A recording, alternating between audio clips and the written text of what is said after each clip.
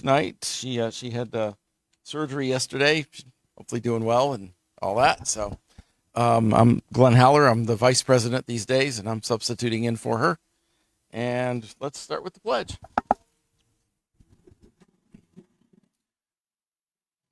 I pledge allegiance to the flag of the United States of America and to the republic for which it stands, one nation, under God, indivisible, with liberty and justice for all. Thank you. Okay, the first order of business is our election. So, Dan, you're going to read out the name. We have a slate of nominees, and then I'll ask for any nominees from the floor if anybody wants to run. Okay, can everyone hear me on this? Okay. For the officers, President Kara Morris, Vice President Glenn Haller, right here. Treasurer Kevin Plessner, and Secretary myself, Dan Cryan. For the Board of Directors, we have Miss Brady, Elizabeth Brady back here, Anthony Bynum, David Coleman, Sandy Hartzell, Adam Hertz, who's just joined us here, Jonathan McGowan, Lori Shook, and Casey Wetzel. Do we have anybody from the floor that's interested in running? If not, then I need everybody to say yay or nay for the votes.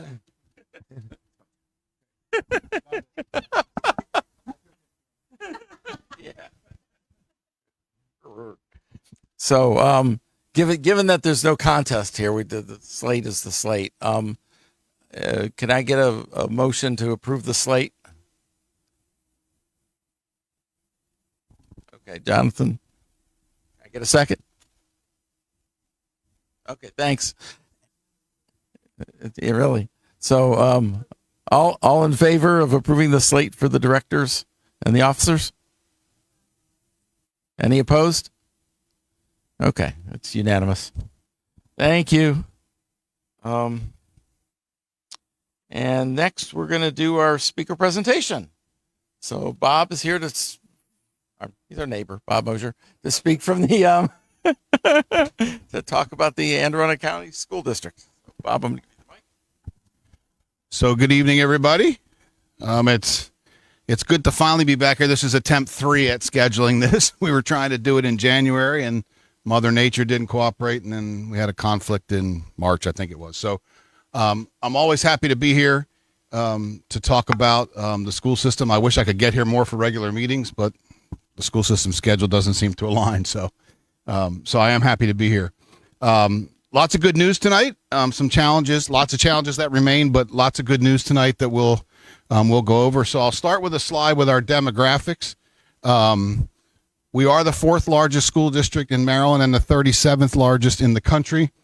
I don't need to tell you where we're located and all that stuff, but what I want you to look at under that 85,000 students is the percentage of Hispanic students that we have in our school district. It is by far our fastest growing population. It is double in terms of percentage than it was 10 years ago. 10 years ago it was 11%. Now it's 22%. Another big increase with that population is the multilingual learners on the right-hand side on the bottom. And we are moving up at a relatively rapid pace in terms of the percentage of students who qualify for free and reduced price meals.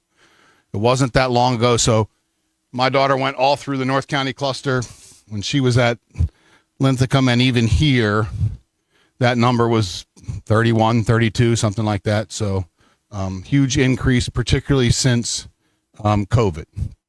So I want to talk a little bit about our strategic plan that we put in place and that the board adopted last May.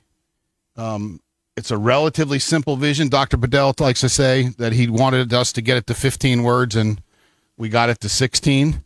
And I'll tell you that's my fault because I put the and in the next to the last word there because I didn't want it just to say belong, comma, grow, comma, succeed. So, but that is the vision of the school district. You, I think, see it everywhere, right? We want to be a school community where everyone can belong, grow, succeed.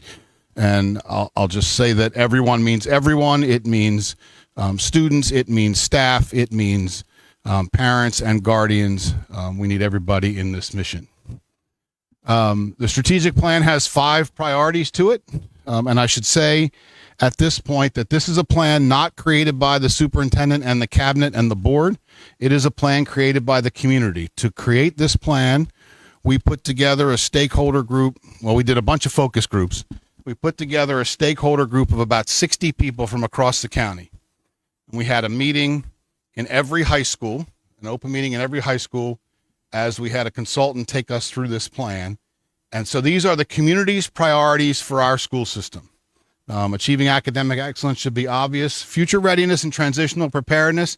This is moving kids from kindergarten to elementary school, right? And moving kids from 5th grade into middle school and 9th grade into high school and preparing them for what comes after high school, be that a trade, be that the community college, be that a 4-year university, or some type of tech school. Investing in our staff.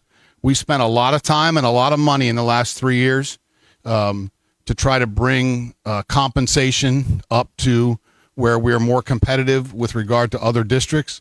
That is working. I will tell you that when Dr. Bedell got here in August of 2022, we had about 175 or 200 classroom teacher vacancies. When the hiring season ended this year, we had 59.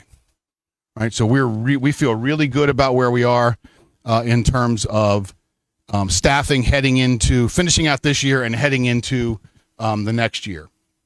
One of the things he found, just as an example, we were 19th out of 24th in the state in starting teacher salary when we got here.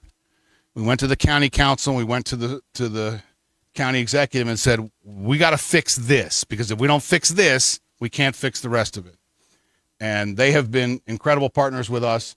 We went from 19th to 4th in 1 year, right? So that really set the stage for some of the data that you will see later. Supporting the whole child is a social emotional learning piece, right? This is counseling and school psychology and social work, and we've really made some inroads there. And building and sustaining our future is facilities, new schools, lots of work going on in the Old Mill cluster right now with the new Severn Run High School. We are building a new Center of Applied Technology North on the campus of the current Old Mill High School. So when we're done this, so Old Mill Middle South has moved off of that campus. When we're done the rest of that project, on the Old Mill campus on Patriot Lane will be Old Mill High School and the Center of Applied Technology North. And Old Mill Middle School North will be where the Center of Applied Technology North is now on Stevenson Road. So they'll all be brand new facilities. We went to our students when we crafted the strategic plan and asked them what they wanted us to prepare them to do when they graduated. And this is what they told us. They wanted to be future ready and effective collaborators, critical thinkers, curious learners, and empathetic community members.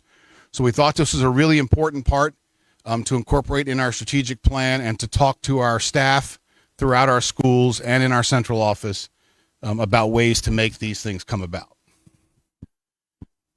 We wanted to be very transparent. If you've ever heard Dr. Bedell speak, you will hear him speak about transparency in the first 5 seconds that he's talking. And so we developed a scorecard where anyone can go online and track our progress to the goals that we lay out in our strategic plan. So it's not a static document. It's a living document. So there is a scorecard for each of those 5 priorities, and it lives on our website. Click it once more, I think. Yep. Right. So each goal, each priority has 1 or 2 or 3 goals, and then you can track. It's aacps.org/scorecard. Really hard to remember. And you can look at any metric that we have there and the progress that we are making towards it. The entire plan is online as well at aacps.org/strategic plan.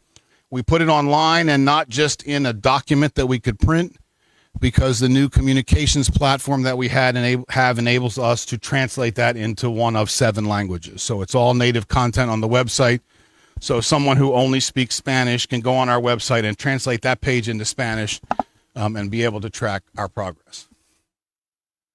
A little more data for you. So this is our enrollment from our official enrollment on September 30th. We are up almost 700 students. We are one of the 3 fastest growing school systems in Maryland. Most school systems are declining.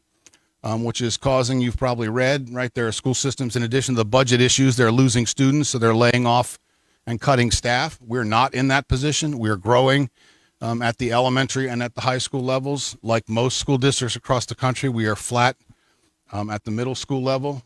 Dr. Bedell has committed to taking a look at the middle school experience and trying to reimagine what that looks like. That's not just an Anne Arundel County or a Maryland issue, but that's an across the country issue. This is a survey done by a group called Test Prep Insight last year, and they ranked the top 225 school districts across the country, and we came in highest in the DMV area for school systems sought after by parents. So that's really good news for us. So the increased enrollment and the increased parent satisfaction have created a really good situation for us. AP data, this is really interesting. I don't have a slide on PSAT and SAT, but you need to know that we opened up access to the PSAT to all students in high school free of charge. This year, our 9th graders took the PSAT 8-9. Our 10th graders took the PSAT 10. 11th graders took the PSAT and then took it again in the fall of their senior year, and will take the SAT, and just took the SAT just the other day. That has resulted in huge increases in participation, not just in SAT, but in AP. So if you look at that huge jump between 2023 and 2024, here's the interesting thing. When you see jumps like that, more students getting into AP classes for the first time, typically your scores go down, right? Because it's a first time experience, right? But that's not what happened for us. If you look all the way over on the right, our scores went up. And so generally you need an AP score of 3 or higher to get college credit. And our average score last year is over a 3. So that's really good news for us in the way that we're trying to prepare students for life after high school. MCAP, which is the state's testing assessment system. We have had increases in English language arts and in math last year. The science decrease is an issue for us, to be sure, but it's an issue across the state. Almost every school system in the state dropped at least 5 points in science on MCAP. So the superintendents have said to the Maryland State Department of Education, something's wrong across the board somewhere, right? It's not the way Anne Arundel or Allegheny or whoever is teaching science. And so they're looking at that issue. But as I said, we are proud of where we are. We did have the highest increases in the Baltimore area, and we're 3rd in the state in language arts and 4th in math on last year's MCAP. So our students are taking this year's MCAP right now. We're right in the middle of that testing. As we get into achievement gap issues, this slide becomes really important. So the data on the right of each of those segments is our African American students, and then compared to all students on the left. But here's the important part of this graph, that everybody's going up, but in this case, African American students are outpacing the growth of all students, and that's how you close gaps, right? You don't close gaps by increasing African American students and decreasing all students, right? So that's really good. That's really good data for us. We have a lot of work to do. I mean, you look at the middle school math over there. I mean, that's an issue for us. But we have a new elementary English language arts is an issue as well. We have a new reading curriculum in elementary school and one in math. We bought elementary school on this year, math last year. So we think we'll see some real dividends there. I want to talk about community schools for a second. So community schools, lots of talk about community schools in Blueprint, right? So this is the concentration of poverty grant that you hear about in Blueprint, but we are seeing tremendous successes at our community schools. So there are 10 schools in the North County cluster. 7 of them are community schools. So they are eligible for additional funds from the state for things like additional social workers or school counselors or school psychologists and a program manager to try to tie programs inside the school and build connections outside the school with families and with community groups. And so we're seeing some of our biggest gains are in community schools. I'll talk about the cluster again in just a second, but I want to point out the chronically absent student, the drop in chronically absent students at the bottom there, the 5.5 points, that drop is huge. We put a great emphasis on trying to get that number down across the system, but it really worked well in our community schools. We have, like every school system, right? We've had attendance issues since kids started coming back from COVID for lots of different reasons, right? But we're really starting to see those chronic absentee numbers come down, which kids in class more, they learn more, the scores are up, right? It's one big cycle. So the community school piece plays into the Maryland report card, which is the star ratings for schools. I highlighted it on the right intentionally. Hilltop is the only school in our county to increase by 2 stars. They've done tremendous work there. Lots of their increase was due to a huge drop in chronic absenteeism, right? All of the schools in the North County cluster, there are 9 of them get rated on this star rating. They are all 3 or 4 star schools. We have no 2-star schools or 1-star schools in the North County cluster, and most of those 3s or 4s are part of those 21 schools that are just on the verge of getting the next star level. This is, and I'll make this slide deck available to anybody who wants to have it, or I'll send it to you guys and you can pass it out for sure. But this is hard to read, I realize, but the important part is the colors on it, right? So pink is a loss from the year before, yellow is no change from the year before, and green is improvement. So green is good, right? So as you go across from 21, 22 through last year, you want more green, which is exactly what we're seeing. We have lots of work to do. For example, in discipline referrals, right? That's still an issue for us, to be sure. Lots of work to do in science. So I talked about the double-digit drops a minute ago, but that's MESA 5% proficient and MESA 8% proficient there. Those are science scores. So lots of work to do there, but lots to be proud of on the right-hand side, and we certainly are. Graduation rate. So here's your really good news for North County. So it is hard to take a school system as big as ours and raise the graduation rate by 1%. That's really difficult to do. So while that doesn't look like much at first blush, that we're really proud of that 1%. And we're particularly proud of the 11 schools that we have that are 90% or higher. And none of our comprehensive schools are below 81.5. Last year, 3 of them were below 80, right? And so when the graduation rates came out earlier this year, none of them are below 81.5. But the really good news for you is on the next slide. So the school that gained the most in graduation rate is North County High School.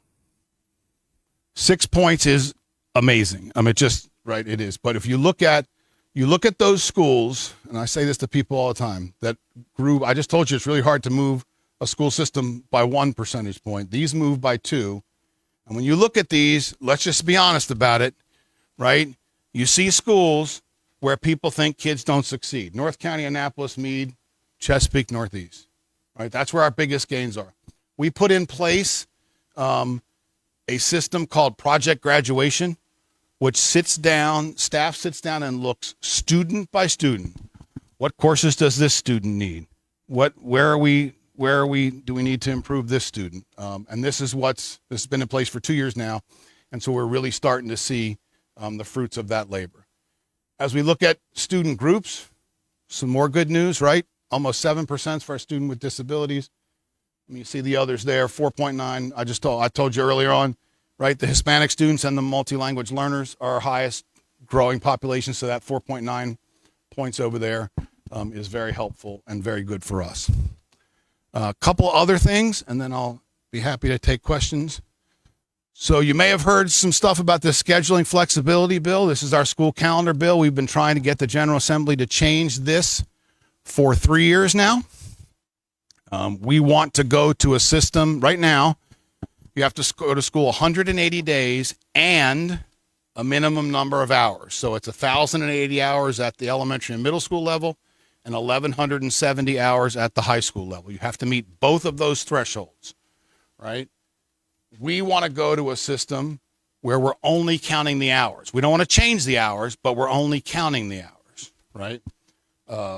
Because it'll give us more flexibility. It will allow us to get rid of those early dismissal days, which parents hate so much because they got to take off work and all that kind of stuff. So we finally got this done, and the governor signed this bill on the 6th of May. So we are thrilled with that.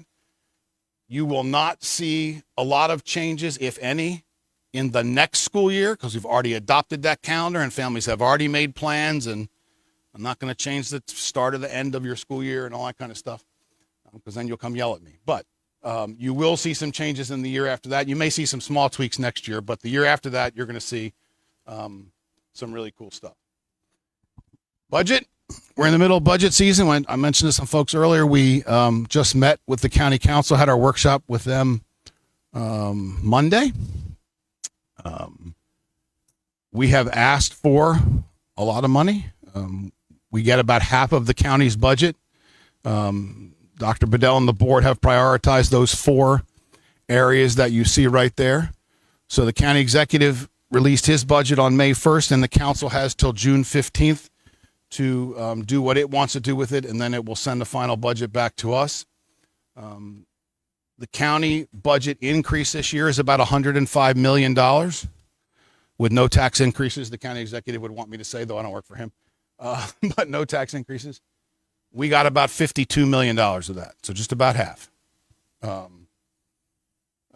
We got 63 of the 200 and some positions we asked for, but they fully funded, the county executive fully funded all of the blueprint mandates, which is really good news for us because it means we don't have to take money from other places in our school system to fund those mandates. So that was huge for us. Some other things that are either underway or on the horizon, technology. So in our budget is a line for laptop computers, not Chromebooks, but Windows laptop computers for high school students. We just believe that's a better way to go for them. We had asked for 4 years worth. We got 2 years worth.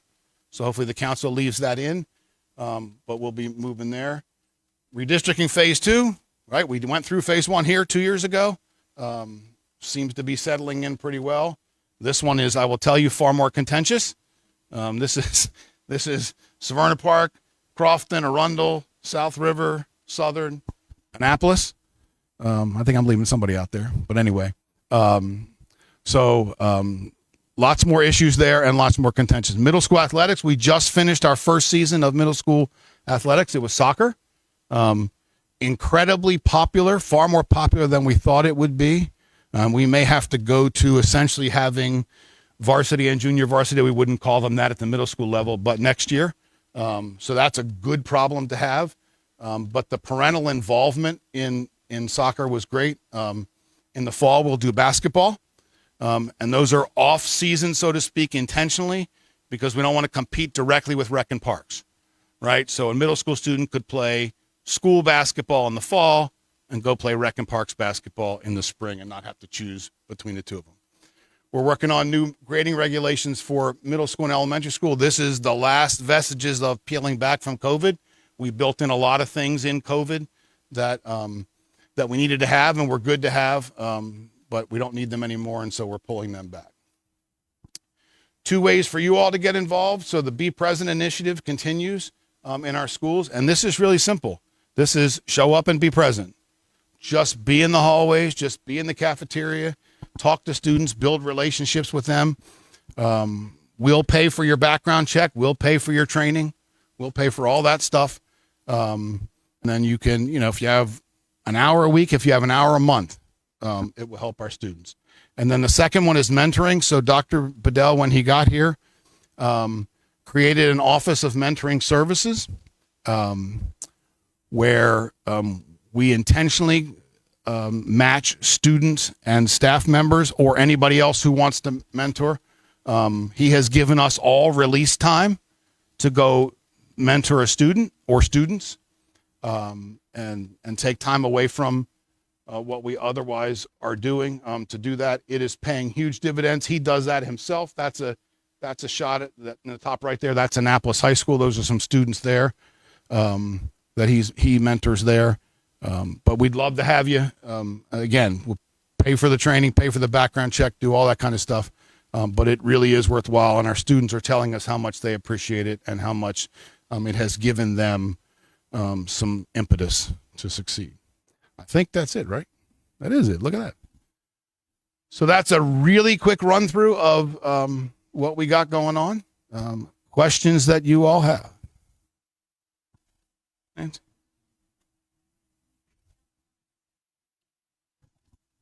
are we monitoring all these new townhouses that are going to be built?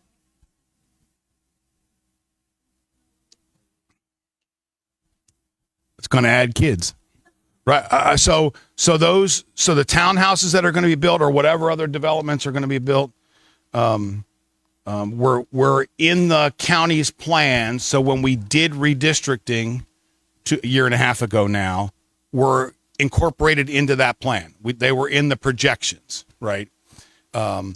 So that said, I'll take my school system hat off and I'll say, I'm as concerned as you are, because I look at the enrollment numbers and I drive around, right? And I watch what we've done to Maple and B&A down there and however many houses that is. And I have a lot to say about that when I'm not doing school system stuff. But it's an issue. I mean, there's a whole lot more housing that's just dropping. Correct. In the past couple months. Correct. Right. These are the ones that have been sitting on the list. No, they weren't even planned. I'll go over them after you're done. So yeah. Yes. So they showed up. Yeah. So I mean, it's an issue for us. There's no question about it. And it will exacerbate the problem from two ends that may not be equally obvious, right? So number one, we have 14,000 empty seats in schools in this county. That's a lot. Number two, the county council passed legislation 2 years ago aimed at better balancing schools, which has, and I may get this part wrong, but I'll get the concept right, an adjacency clause. So if there is space, let's just say if Lindale's overcrowded, they're not, but I'm just going to make this up. If Lindale's overcrowded and an adjacent cluster has space, we need to redistrict and fix that problem on a far smaller scale than we did redistricting a year and a half ago. So what you could see is more frequent but smaller redistricting, because we have to get the kids to the schools where the seats are, right? Because the county council is not going to keep giving us money, neither is the state, to build schools and to build additions when you have 14,000 empty seats.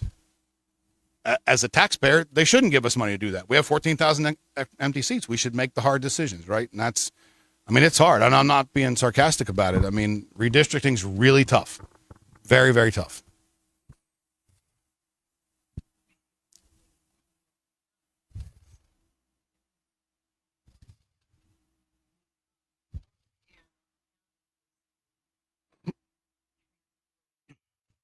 Right? Agreed. Mm-hmm. Right. So the county has made a decision. Right. So she, suppose you couldn't hear, she said, we're going to be top heavy because of transit oriented development, that kind of stuff. That's right. Right. South County has long lobbied and been successful at keeping South County rural. Right. I mean, and I wouldn't see that changing, honestly. Right. But we also have issues in Annapolis, big issues in Annapolis with overcrowded schools. Annapolis High School is overcrowded. Right. And so when you have a situation like that, you either have to move students or you have to move programs, right? One of those things has to go out of Annapolis High School because we can't build an addition on it, right? But you are right. If we can make growth plans and school construction work in concert with each other, then we're far better off, right? And do a better job of anticipating. Go ahead. Got several questions here. Okay. So can you hear me okay? Mhm. The are we teaching any classes in personal finance to high schoolers? And is it mandatory, voluntary, or elective? How does it So work? we don't have a personal finance class. We have personal finance curriculum woven throughout several different parts. There is discussion amongst the board and the superintendent about developing personal finance, financial literacy, whatever you want to call Right, it. There. right. Yeah, Thank whatever you you. want to call it. There. Yeah. There is conversation about that. We need it. How are our charter schools doing? Our charter schools are doing well. So Chesapeake Science Point is, I brought my star chart with me. They're a 5-star school. Monarch Academy, which is in Glen Burnie, is a 4. Monarch Academy in Laurel is a 4. So I think they're doing well. We just, the board approved, you may know or you may not know, Chesapeake Science Point opened as a middle school, and then they branched into high school. They opened an elementary school 2 years ago. And so we've just brought them. So the board approved a contract extension, a charter extension for those two. And we've brought them all under one umbrella so they can operate as one, essentially K-12 school, which will be operationally be more efficient. Monarch Academy is K-8. Monarch Global is K-8. And then Monarch Annapolis is an elementary school in the old Capital Gazette newspaper building, which is K-5. And finally, what is the starting pay for AA County teachers? Oh gosh, I'll have to look it up for you, but it's right around $60,000. So Blueprint requires that we get, it's right above $60,000. Blueprint required that we got to $60,000 by 27. We got there early, but it's just above $60,000. And somebody who's got some seniority, been there 10, 15 years, what can they expect to make? I can pull the salary scales up for you. They're online. So let me say one other thing about that. So there's we have 2 salary scales now, right? As part of Blueprint, we have the traditional salary scale and we have a career ladder where teachers who get their national board certified teacher or who want to do some administrative work and that kind of stuff can opt into a career ladder where they can make more money going up and take on more responsibility. Yep. Thank you.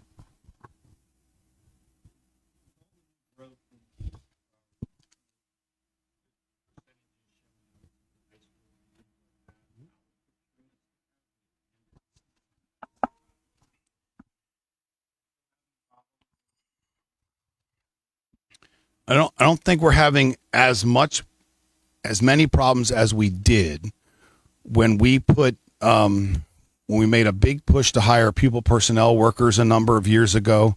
We dedicated one of them to this cluster because we were having that issue. We were having a couple issues. We were having a truancy issue, and we were having a kids living in Baltimore City going to school here issue, right? The latter of those, I think we've almost eradicated. So that's good. The truancy issue, how do I want to say this? The truancy issue has not gone away, but here's what has been frustrating from a school system point of view. The parent apathy about whether your kid goes to school or not issue is rising exponentially. We had somebody say in a meeting not too long ago, they went to check on a kid. This was an elementary kid who lived literally across the street from the school he attended and hadn't been there in whatever, right? And mom said, yeah, I just didn't feel like getting up today. Okay. Right. But that's, so this, one of the things, just as a tangent to that, the star ratings that we were just talking about. So the percentage of students who are chronically absent. So chronically absent means you miss 10% or more of the days in a school year for whatever reason, right? You don't have to be truant. You don't have to go to Disney World. You don't have to be sick. It doesn't matter what reason. So 18 days in a 180-day school year. So the higher you get points in certain, think of it as a house, you get points in certain rooms. Chronic absenteeism is one of those rooms, right? So the higher your chronic absentee rate, right, the fewer points you get. So the fact that the percentage of our schools that are getting 3s, 4s, and 5s is going up is in, as I said earlier, in large part due to attendance. But do we still have truant students? Yeah, we do. Yeah, but you show 28.7 chronically absent. I would consider that a hair on fire. I mean, there's nothing acceptable about that. I wouldn't disagree with you at all. I would just say to you that's down from about 32%, right? But you're right. It's still an issue. I'm not dodging the issue at all. You're 100% right.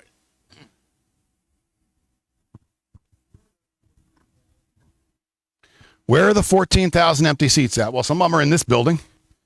Annapolis Middle is very under-enrolled. Southern High School is under-enrolled because it's just a huge building. And no, because we moved a lot of students. Remember, we moved a lot of students a year and a half ago.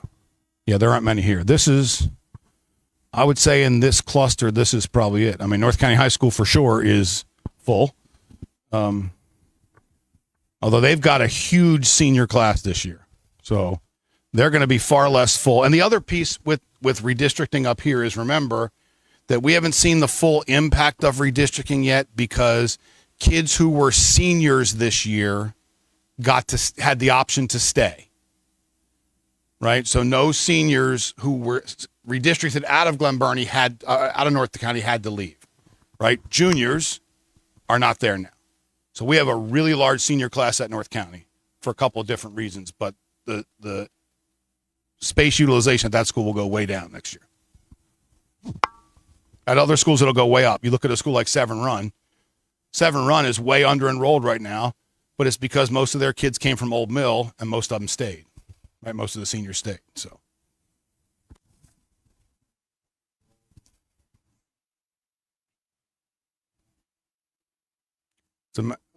It's a matter of where you're going to draw the line, and no matter where you draw the line, somebody's on the wrong side of it. I'm pretty sure that's not what I said. I'm almost certain that's not what I said.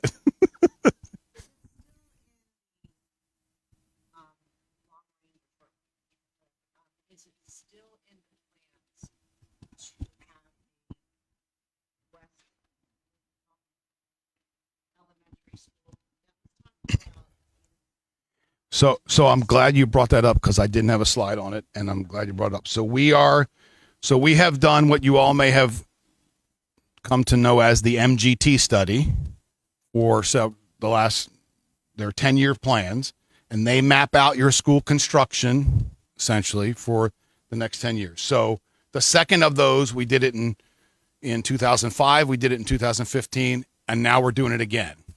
And so there's a website where you can go on and leave your comments and that kind of stuff. And I'll send that to you guys so you can pass that around. But what happens to West Linthicum, as you called it, is going to be determined by what happens in this plan, which will get adopted later this summer.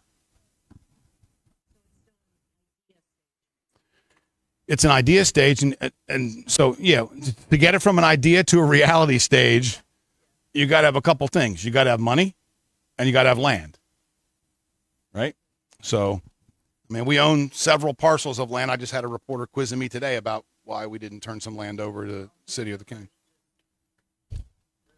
Agreed. We own some land in Russet, right, which is not Hanover, but that's probably big enough for an elementary school. When we conveyed some land to the county for the Severn Generational Center, which they built right next to Van Bakken Elementary, that was on a parcel of land. We kept enough land to put another school there if we have to. But land in this county is scarce, and developers are getting even more of it. So it's a different issue. Other questions?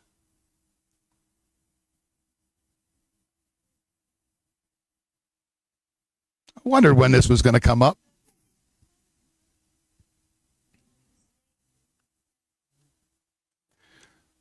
So our question was, with the Department of Education almost defunct, how much money will the state or the counties lose? I don't know, is the short answer. So USDOE has, as you've probably read, issued several edicts to state school systems, right? So there was one, a month ago or so about ESSER funding. And if you hadn't, so ESSER funding is the COVID funding. If you hadn't spent your money by X date, they were going to pull it back, right? So our budget people are unbelievably good. We had spent about 96% of that money. So we weren't risking a whole lot. They haven't taken it quite yet. But we had to give MSDE an accounting of what we hadn't spent.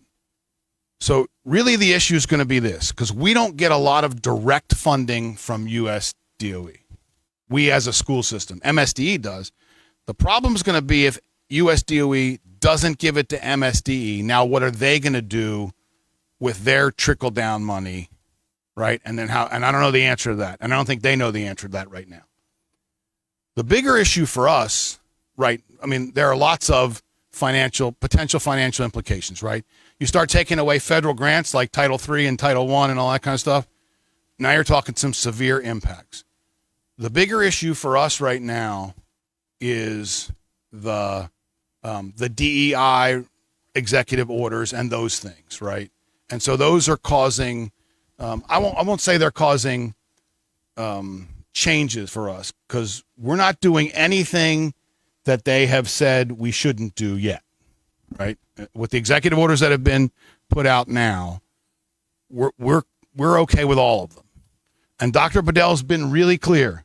This is exactly how he says it. This belong part, it's not going anywhere. We're not getting rid of it. We're going to keep teaching every single kid that shows up, and we're going to give every single kid what they need.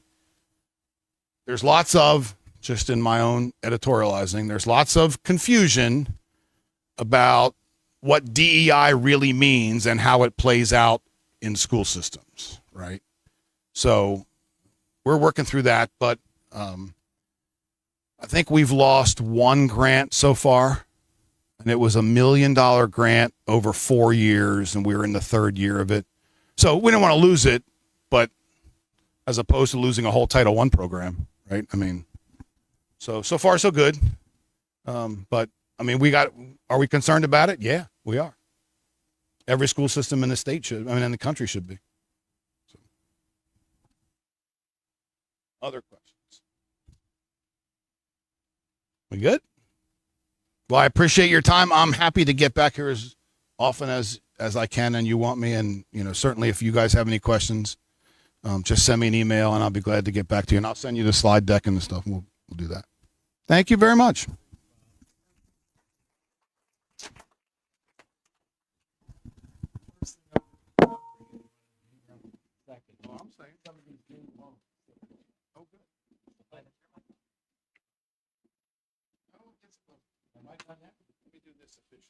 Can you hear me now?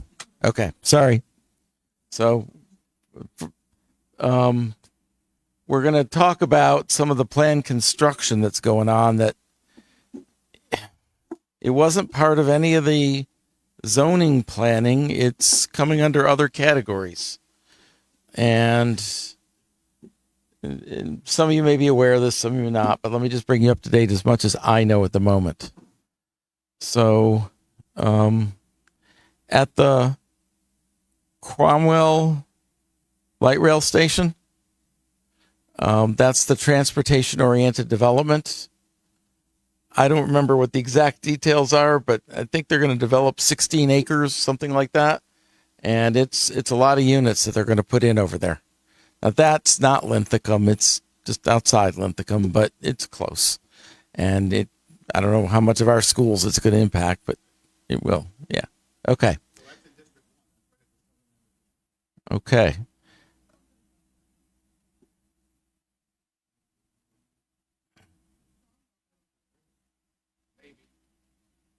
We'll have to, when they put them in, we'll have to take a look at it. Okay. Yeah. Yes.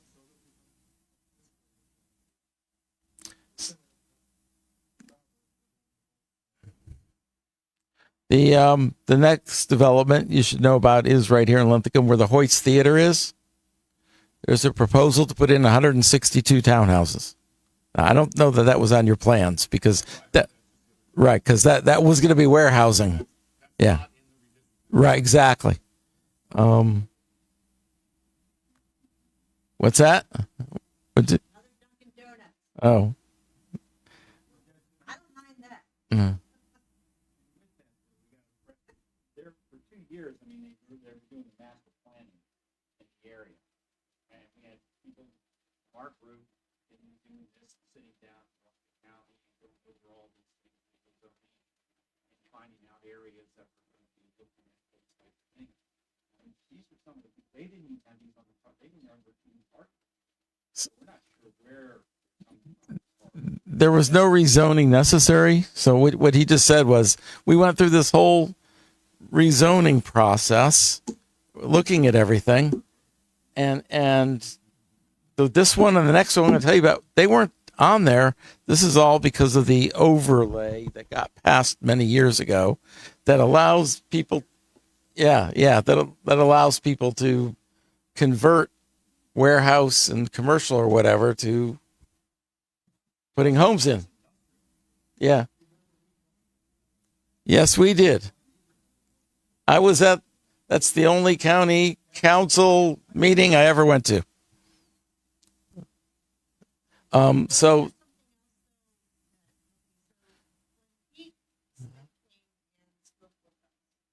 You mentioned that there was a house bill going through where they wanted to bring in an advisor to the to like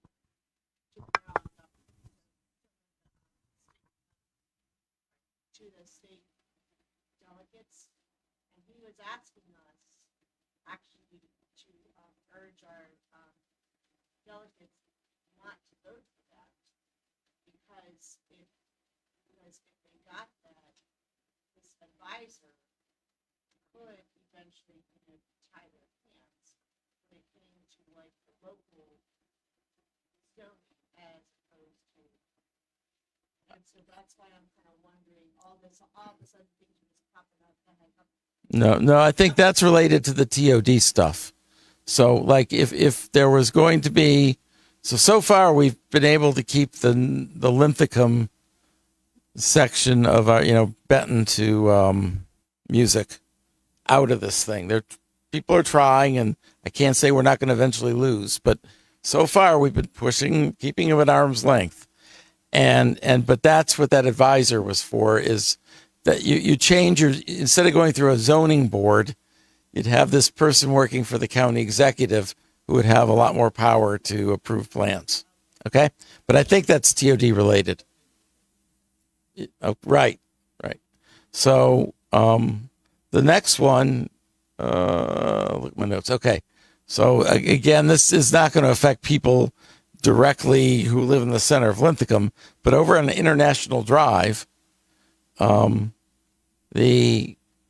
a small parcel of land there, a few acres at the very end of it, that's kind of open field right now, and they want to put in 84 townhomes there on 42 structures, meaning they're going to double decker the townhomes.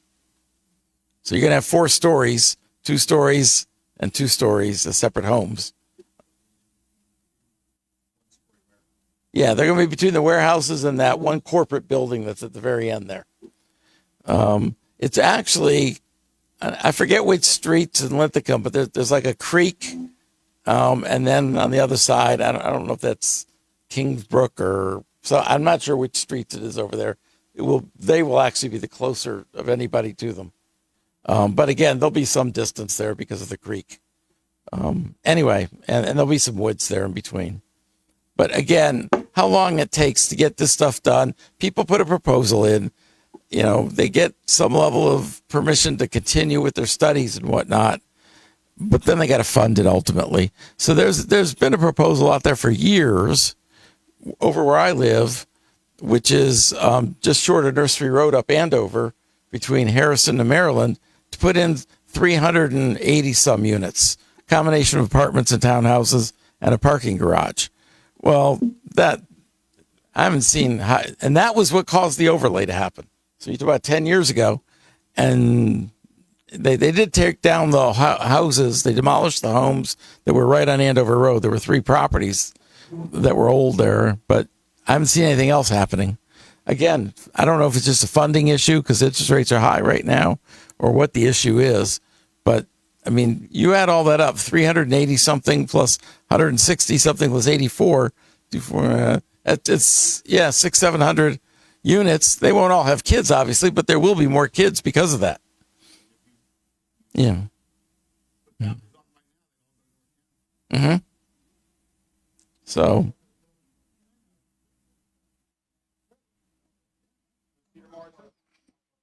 Mhm.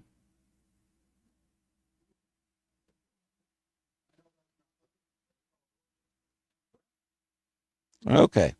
So that's, At least just go halfway, 55, because people, in the past, I have talked with, like, members and people, and people do want to, stay, but not in front of me crowded out.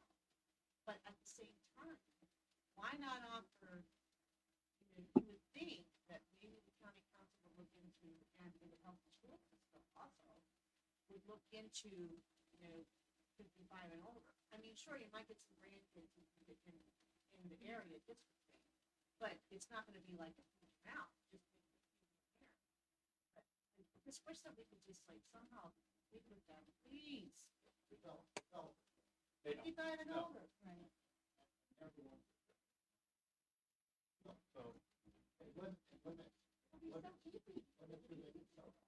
Kind of compromise. So I'll give you a quick example.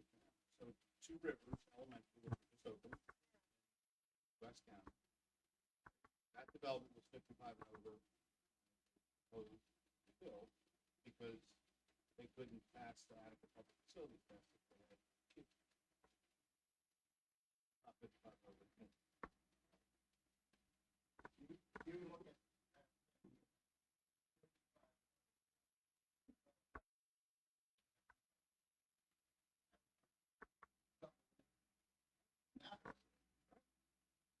so that's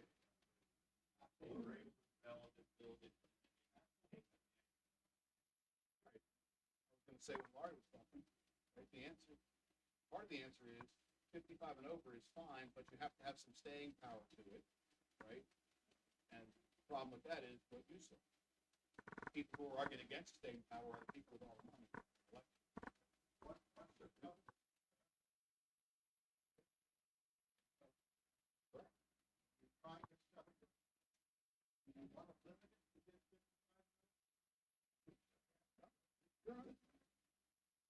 So one of the things we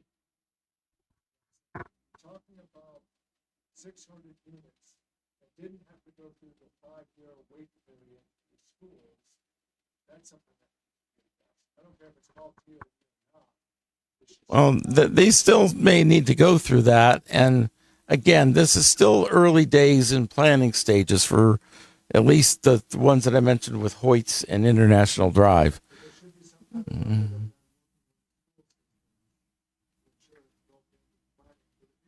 Yeah. I'm sure they're having to go through all their, I'm sure the school system will get a shot at them.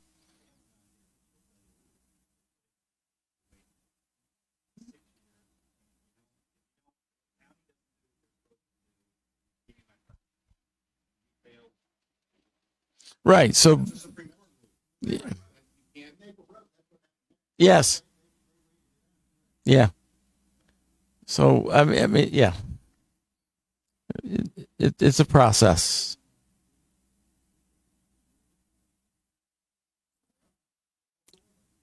Okay. I'm going to move on if that's okay. Um, we do owe you guys a budget. We're a little late, so we're going to cover that in June.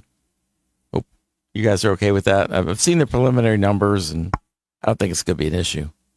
But we're not quite. The board hadn't had a chance to review and approve it yet. The next meeting's going to be at a different location. We're going to be meeting at the Maritime. And I want to say this right, so let me get my phone up here. Come on, there we go.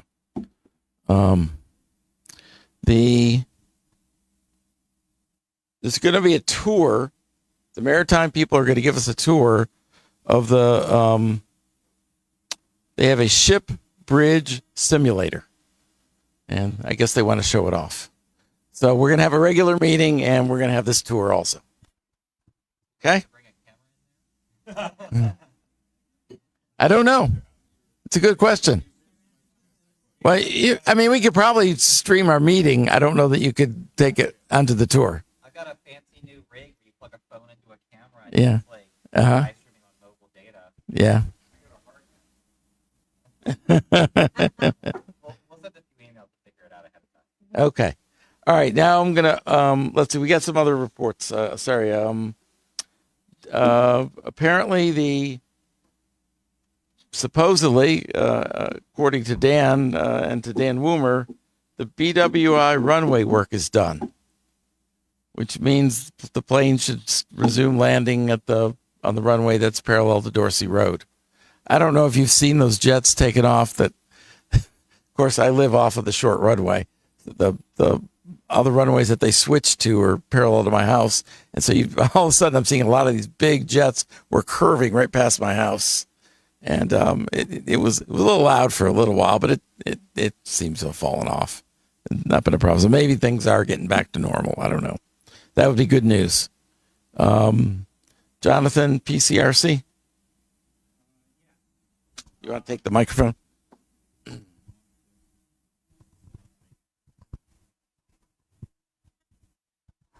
Thank you. Just so everyone knows, PCRC is basically the police community council that we're in there, and it's held over at Northern District. And just some updates for that. They have meetings. Everyone's welcome to come. So, I mean, I just go there because of LSIA, and so I can report back. But they have their meetings the first Wednesday of the month. So, in fact, next month, though, in June, I guess it'll be June, that will be the end of. They don't do their things during the summertime, so they'll do a picnic at this next meeting. So if you want to come have some free food, come on by. Meet the police officers, whatever. The Arctic, I forget what the name of that, the acronym is for, but it's basically all the things that they've been setting up at the county level for the cameras and being able to monitor a lot of things going around the county. At this point, they aid the police.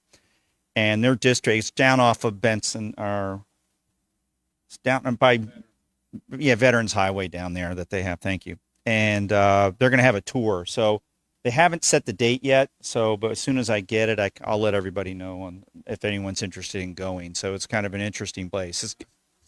Yeah. Yeah. Right. That's what it is. Thank you.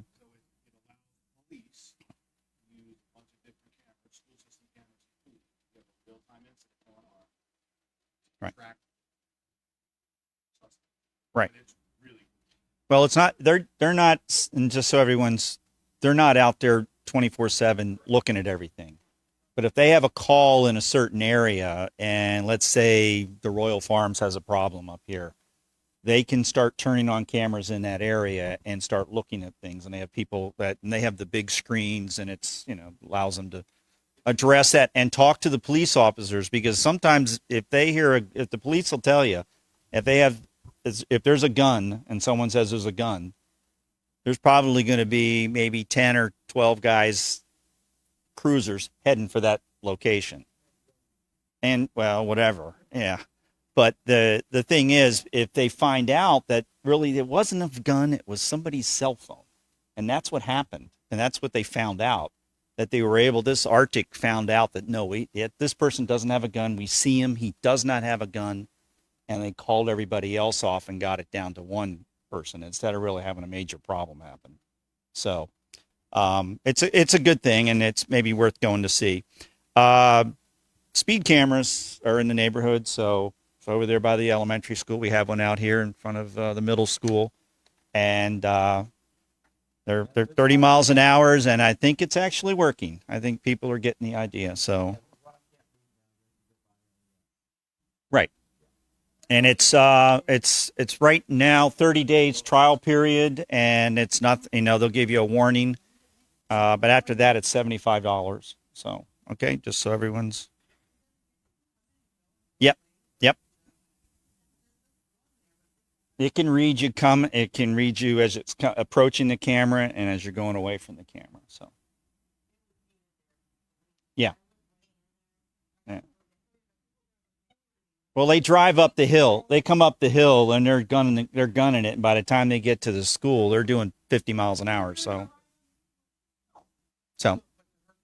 yeah. Yes. Okay. And it's pointing one direction. Can I get it? Yes, it'll Can I get. get caught on the cameras on each side of the street? Yes. Yeah.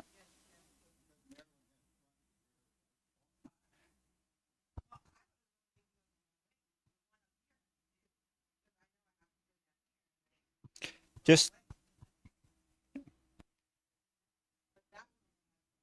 okay.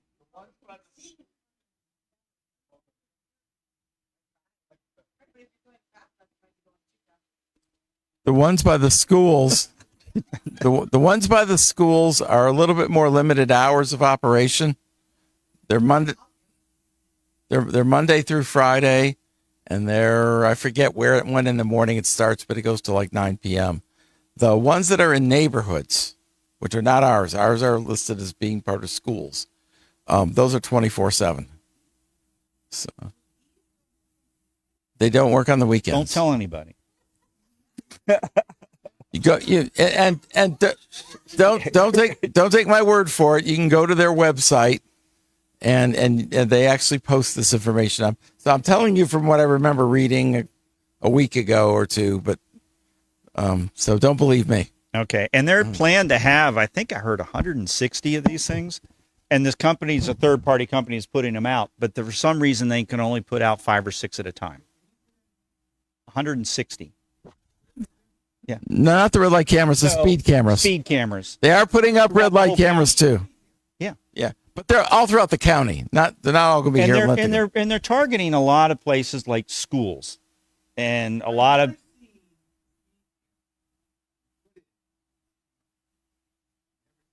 I think in the city they've taken them in and out.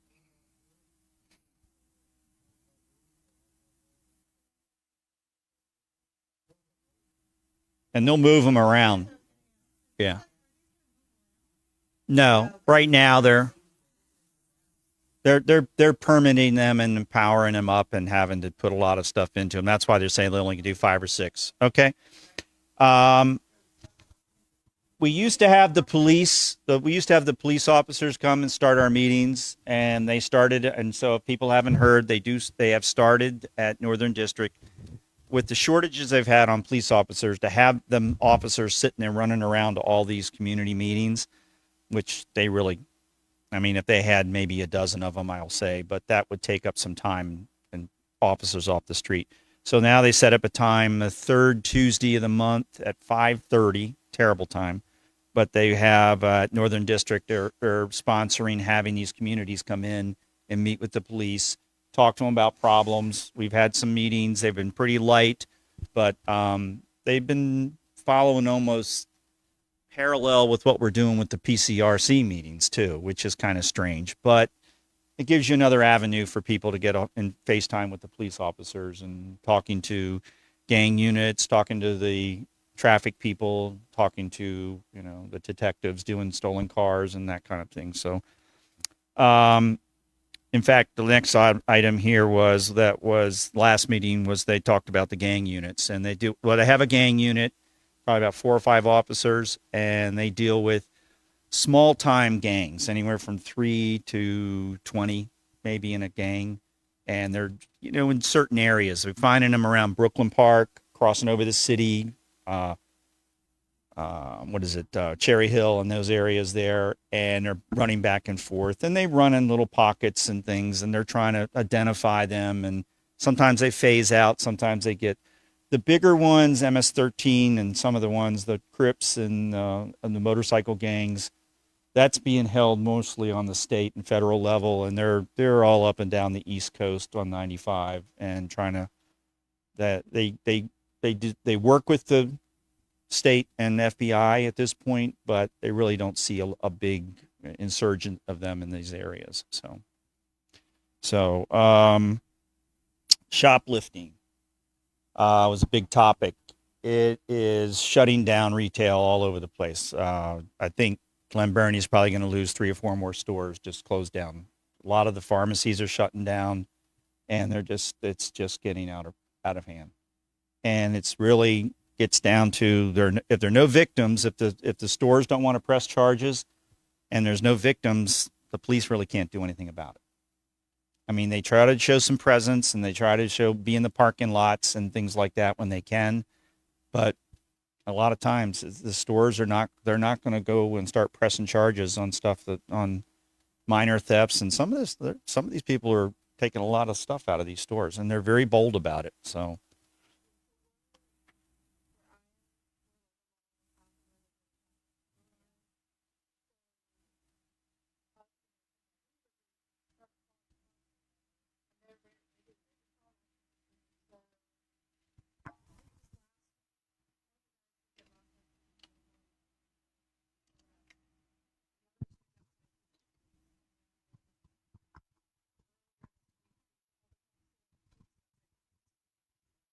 Well, they're coming from the light rail. They're walking all the way to the food line, doing their shoplifting, and then working their way back.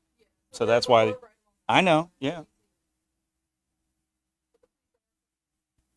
Yep.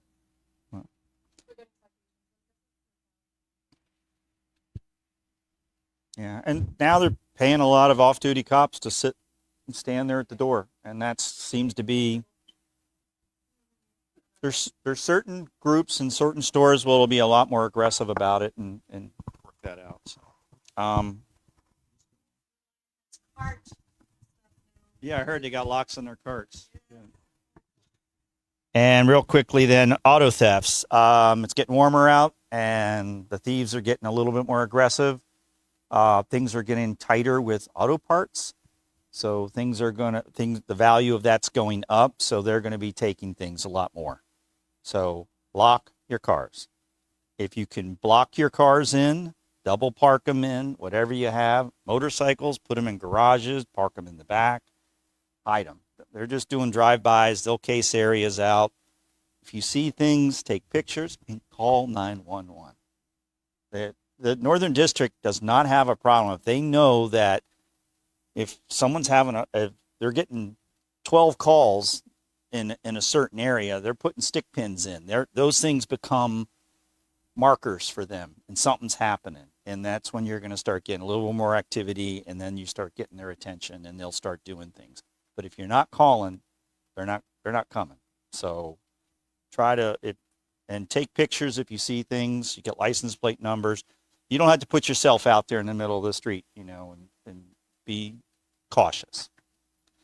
Shredder-rama is something that the police or the PCRC does, and they'll have 2 of them, and it's May 31st, so anyone wants to get rid of old tax records, I think 4 boxes or whatever is a maximum, and they're going to be doing it at Millersville and Southern High School, and it's from 9 to 12, and I'll have this posted. We'll have it, so if anyone else needs it, and that's it. Okay, I've got an item that I need the approval of the people here on. Kara just sent an email around to the board. We haven't really a chance to talk about it, but apparently the NCHS senior barbecue is coming up soon, and we've been asked to donate a little bit of money, up to $200.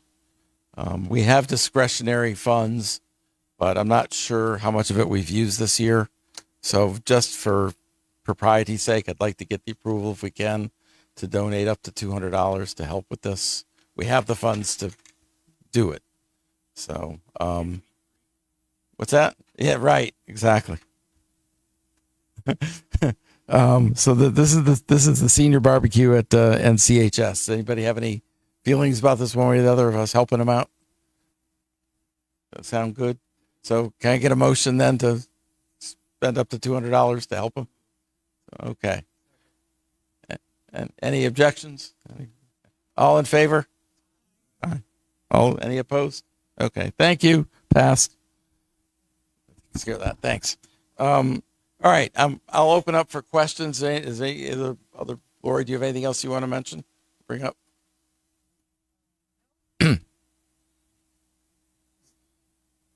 You're a member of the board, I guess, starting next month. So you just were voted in. Welcome, Adam. Yes.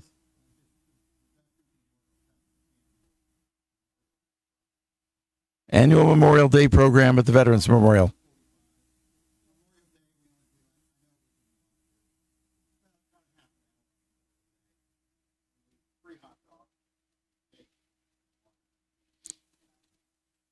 $11:45 a.m. Free hot dogs at the Veterans Memorial. On Memorial Day on the Monday. Okay. All right.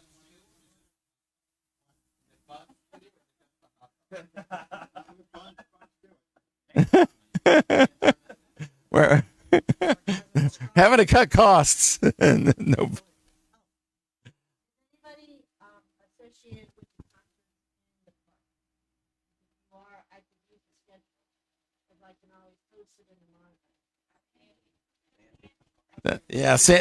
That's okay. Alrighty. Okay. Hey, Sandy, if you're listening. One other item, I don't know if anyone noticed it, after the big rains we had last night, that there's issues with drainage and whatnot, the road, can't even, 695 overpass, going northbound. It just washed out, whatever, gravel, sand, whatever, took out 2 lanes. Finally had to get some backhoes in there to kind of shovel it all away. It was pretty substantial. But, yeah.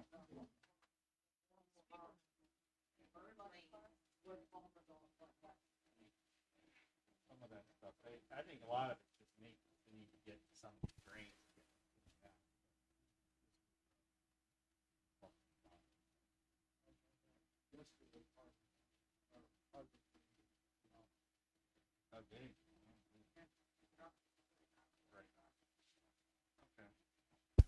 Any other questions? Anthony, do you have anything? All right then. Motion to adjourn. I'm going to take the mic and slam it. Okay. Adjourn. Thank you, everybody, for coming. Bob, thanks for the presentation.